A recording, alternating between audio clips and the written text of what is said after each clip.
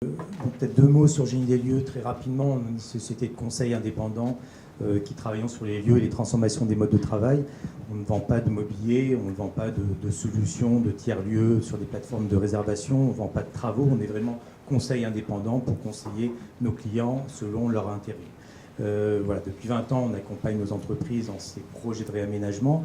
Tout simplement pour citer 2-3 projets, actuellement, on travaille sur le siège de la Gardère, sur le réaménagement de France Télévisions, et puis le transfert du groupe Altis, SFR, BFM et Libération sur un nouveau site.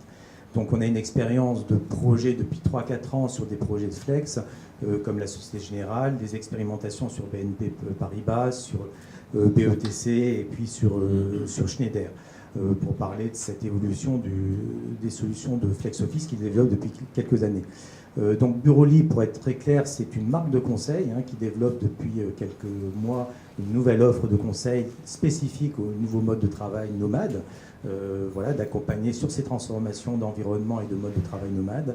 Et puis pour développer cette expertise, finalement, il nous a semblé très important de développer un lieu qui nous permet d'acquérir et de développer à travers une observation de ces nouveaux modes de travail. Donc c'est l'objet de ce lieu, le Bureau-Lit Duplex, qui est d'observer et de développer cette expertise sur ces nouveaux environnements de travail dont le flex office fait partie évidemment.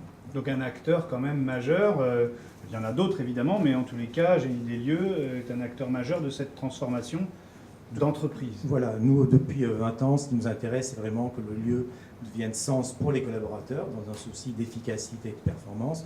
Donc on a développé une cellule de recherche qui s'appelle Génie le Lab. C'est pas original, tout le monde a son lab, nous aussi, il n'y a pas de raison.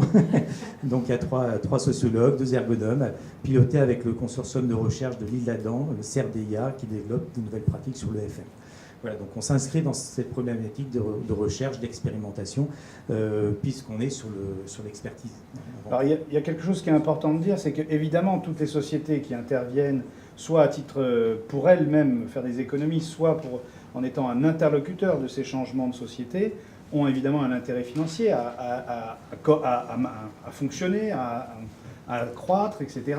Néanmoins, la recherche sur le flex office, ce qui émerge de la plupart des entreprises, c'est cette idée de réflexion, on en parlera tout à l'heure avec Christine, c'est-à-dire de vraiment ne pas subir cette transformation de la société et de l'accompagner, même de la solliciter même positivement.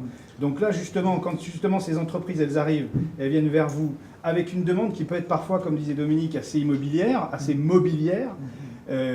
Moi, ce que j'ai bien compris, puisqu'on en a parlé un petit peu avant, c'est de dire que ce n'est pas seulement ça, en fait, le flex office pour vous dans l'accompagnement. Non, en effet, c'est bien sûr, c'est pas simplement le flex office et de supprimer des postes de travail sur un plan. Si c'est que ça, c'est relativement facile. L'enjeu du flex, c'est d'aller sur des questions de serviciel. On est sur la logique du service à l'occupant dans le développement de l'économie numérique. Et donc l'enjeu, c'est de développer un nouveau service à la personne. Le salarié n'est plus que salarié, il est client interne. Et il faut développer ce service pour lui offrir les meilleures conditions d'efficacité, de performance dans son travail et de bien-être également. C'est vraiment ces questions-là. Donc il y a une nouvelle fonction finalement qui apparaît dans les entreprises, c'est de développer la notion de ressources. Il y a eu les services généraux, les directeurs de l'environnement de travail. Maintenant, ils rajoutent le terme service aux occupants. Donc on est tout à fait dans cette logique où il faut apporter un service véritable. On va sur le concept de pure hôtel. Voilà, on est comme à l'hôtel. Jusqu'à Google. Jusqu'à Google, qui n'est pas nécessairement, à mon avis, une référence à développer, mais qui est un exemple intéressant à souligner. Mais pour d'autres raisons. Voilà, donc je pense que c'est important de développer cette notion de liberté. Enfin, moi, la définition du flex office qu'on apporte, c'est de laisser la liberté finalement aux collaborateurs de pouvoir travailler là où ils le jugent pertinent. Le collaborateur est seul juge finalement de savoir à quel endroit, c'est-à-dire quelles conditions, avec quel équipement il doit travailler parce qu'il est propre, il est autonome dans son travail. Voilà, on va sur l'autonomie, le lien de subordination, de confiance. Voilà. Pendant des années, Non, c'est compliqué, mais il y a une évolution, une transformation qui, à mon avis, est un peu incontournable. Le lien de subordination tend à diminuer vers plus d'autonomie. Le lien de subordination, c'était le travail prescrit. Tu fais ça avec un responsable qui encadre, dans un temps encadré, dans un espace dédié. Tu es à ce poste de travail. Voilà. Et aujourd'hui, l'autonomie, c'est à la fois sur le travail en termes d'objectifs, en termes de management, la confiance, le travail à distance, et puis le temps de travail se mélange entre temps individuel et temps de travail, et puis également donc, le concept de bureau libre, la liberté de travailler là où on le souhaite, tend à devenir une évidence, à mon sens. On a eu, juste pour vous préciser, pour ceux qui n'étaient pas là, la dernière réunion qui était début juin ou fin mai, vraiment une conférence très intéressante sur la notion de télétravail avec Xavier de Masneau, qui est la référence avec son think tank The Village, qui est également partenaire de NWAO. Et donc on voyait tous les enjeux de ce télétravail, qui est loin d'être aussi simple que ce qu'on voudrait bien dire. C'est pas simplement prendre 1 ou 2 jours pour faire ce qu'on veut, oui. C'est pas si...